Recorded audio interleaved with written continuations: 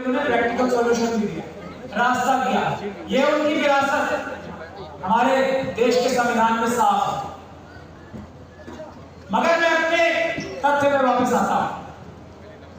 अगर उनके समाज के लोगों ने, जिस समाज के लिए वो सबसे ज्यादा लड़ाई शायद इसलिए लड़ रहे थे कि उनको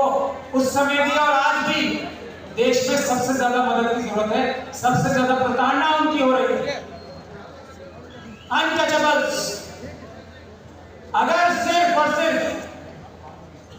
अनटचेबल्स ही, जिनको बाबा साहब उस समय कहते थे, डिप्रेस्ड क्लासेस कहते थे,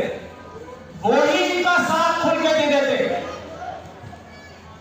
सिर्फ वो ही उनका साथ खुल के और एक तरफा दे देते,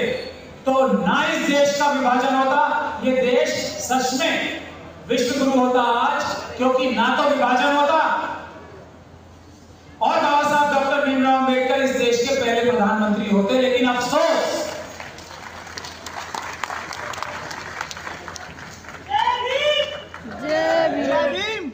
जिन लोगों ने बाबा साहब, जिन लोगों के लिए, जिन्हें वो डिप्रेस्ड क्लास कहते थे, जान हथेली पे लेके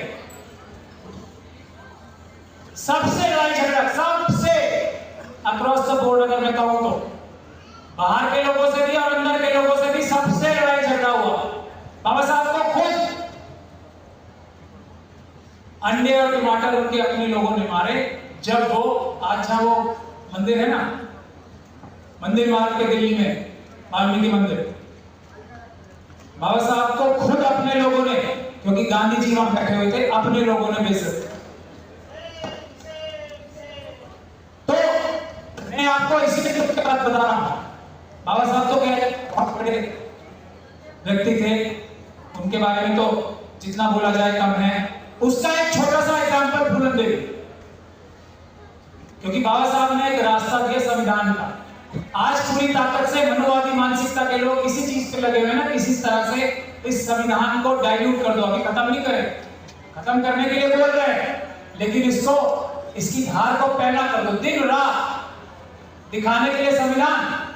वोट लेने के लिए संविधान, माथा टेकने के लिए संविधान, अमल करने के लिए संविधान का दूर से दूर तक रिश्ता नाता ही नहीं रखना, संविधान को बिल्कुल ही आसपास भी नहीं आने, अमल करने के लिए। अगर फूलन देवी साहिबा के पास वो बाबा साहब के संविधान का कोई भी समाधान दूर से दूर तक भी होता, तो क्या वो करने की नौबत आती जो उन्होंने किया? और इस बात में